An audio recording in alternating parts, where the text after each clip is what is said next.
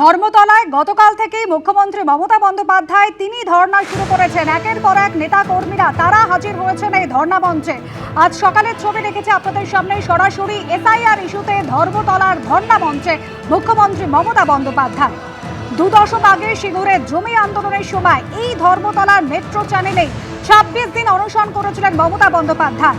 আর এবার যে এসআইআর চলছে রাজ্যে, সেই এসআইআর এর বিরোধিতায় আন্দোলনের এই প্রসঙ্গ কিন্তু ফিরে এসেছে গতকাল থেকে এই মঞ্চে এবং জমায়েতে।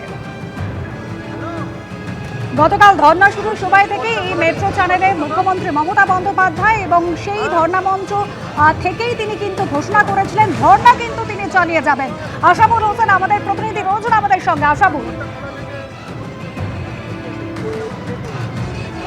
ইতিমধ্যেই মঞ্চে পৌঁছে গেছেন এবং তিনি কালকে সারা রাত্রি মেট্রো চ্যানেলের যে অবস্থান মঞ্চ সেখানেই তিনি ছিলেন এবং কালকে অভিষেক বন্দ্যোপাধ্যায় তিনি যে বার্তাটা দিয়েছেন যে বিজেপিকে সামাজিকভাবে বয়কট করতে হবে এবং যাকে খুশি ভোট দেওয়া যাবে কিন্তু বিজেপিকে নয় এবং বিজেপিকে 50-এর নিচে নামাতে হবে। ফলে সেই বার্তাটাকে সামনে রেখেই আজকে দ্বিতীয় দিনের এই অবস্থান ধর্ণা শুরু হচ্ছে এবং আজকে বিকেল 4টের পরে মমতা বন্দ্যোপাধ্যায় তিনি এখানে বক্তব্য রাখবেন এবং এখান থেকে তার বার্তা নেবেন। তো ইতিমধ্যেই আমরা দেখছি যে বিভিন্ন জায়গা থেকে তৃণমূলের কর্মী সমর্থকরা তারা মঞ্চের সামনে এসে উপস্থিত হয়েছেন, মঞ্চেও আসছেন বিভিন্ন শিল্পীরা, সাংস্কৃতিক নানা কর্মসূচি দিয়ে আজকের এই অনুষ্ঠান শুরু হবে এবং যেটা মূল এই অবস্থান মঞ্চ বা ধর্নার মূল লক্ষ্যই হচ্ছে যে কোনো অবস্থাতেই কোনো বৈধ ভোটারকে বাদ দেওয়া যাবে না এবং বিজেপি এবং কমিশন যৌথ চক্রান্ত করে তারা বাংলার বৈধ ভোটারদের ভোটাধিকার হরণ করতে চাইছে। এই উদ্যোগে এবং এই প্রতিবাদে মমতা বন্দ্যোপাধ্যায়ের এই ধর্ণা কর্মসূচি, যেখানে 60 লক্ষ যে ভোটার তারা বিবেচনাধীন রয়েছে, অর্থাৎ চুক্তিকার্য অসম্মতিকে সামনে রেখে তাদের ভোটাধিকার থাকবে কি থাকবে না সেই বিষয়টি বিচারাধীন চলছে। অন্যদিকে আরো 63 লক্ষ ভোটার তাদের নাম বাদ গেছে তালিকা থেকে।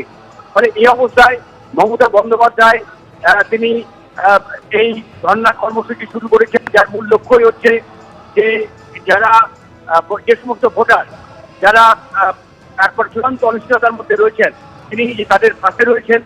পাশাপাশি এই বিষয়টাকে সামনে রেখে নির্বাচনের মুখে তিনি তার এই আন্দোলনটাকে জনান্দোলনে পরিণত করতে চান, জেলায় ছড়িয়ে দিতে চান এবং তৃণমূল কর্মীদের মনোবল চাঙ্গা করতে চান ভোটের মুখে। এই 3টি লক্ষ্য নিয়ে তিনি এই ধর্নার ডাক দিয়েছেন বলে মনে করছেন রাজনৈতিক পর্যবেক্ষকরা এবং এমন একটা সময়ে তিনি এই ধর্নার ডাক দিয়েছেন যখন তুমি জানো যে আগামী সোমবার নির্বাচন কমিশনের ফুল বেঞ্চ তারা কলকাতায় আসছে। 14 তারিখে প্রধানমন্ত্রী নরেন্দ্র মোদী তিনি ব্রিগেডে সমাবেশ করবেন এবং রাজ্যপাল সিপি আনন্দ বোস তাকে তিনি ইস্তফা দিয়েছেন, নতুন রাজ্যপাল রাজ্যের দায়িত্ব গ্রহণ করবেন। ফলে এই একটা প্রেক্ষাপটকে মমতা বন্দ্যোপাধ্যায় বেছে নিয়েছেন প্রতিবারের অন্যতম স্থান সেই মেট্রো চ্যানেল থেকে। যে মেট্রো চ্যানেল একটা ঐতিহাসিক জায়গা যেখানে কৃষি জমি জোর করে অধিগ্রহণ করা যাবে না, এই ইস্যুকে সামনে রেখে 2006 সালে মমতা বন্দ্যোপাধ্যায় তিনি টানা 26 দিন অনশন করেছিলেন। পাশাপাশি বিরোধী নেত্রী থাকাকালীন 1993 সালে যে no identity card no vote সেই আন্দোলনকেও তিনি একেবারে মহাকরণ অবধি পৌঁছে দিয়েছিলেন। আজকে যে আন্দোলনটা তিনি করছেন যে কোনো বৈধ ভোটারের ভোটাধিকার কেড়ে নেওয়া যাবে না এবং ষড়যন্ত্র করে তাদের বৈধ ভোটারদের ভোটাধিকার কেড়ে নেওয়া হচ্ছে, এর প্রতিবাদে তার এই অবস্থান। এবং সব থেকে গুরুত্বপূর্ণ একটি বিষয় যেটা তৃণমূলের অভিযোগ করা হচ্ছে যে সংখ্যালঘু প্রান্তিক এবং গরিব মানুষ তাদেরই ভোটাধিকার কেড়ে নেওয়ার অন্যতম ষড়যন্ত্র করা হয়েছে। বিশেষ করে মালদা, মুর্শিদাবাদ, উত্তর দিনাজপুরের মতো 3টি জেলা একেবারে সংখ্যালঘু প্রধান জেলা। সেই জেলাতে দেখা যাচ্ছে 3টি জেলাতে 24 লক্ষ ভোটারের নাম তাদের নাম বিবেচনাধীন রয়েছে। একেবারে আশাবুল, এবং এখান থেকে এই ধর্ণা মঞ্চ থেকে এসআইআর বিরোধিতার সুর একেবারে সপ্তমে বেঁধেছেন মমতা বন্দ্যোপাধ্যায়। ধন্যবাদ। এবিপি আনন্দ এগিয়ে থাকে, এগিয়ে রাখে।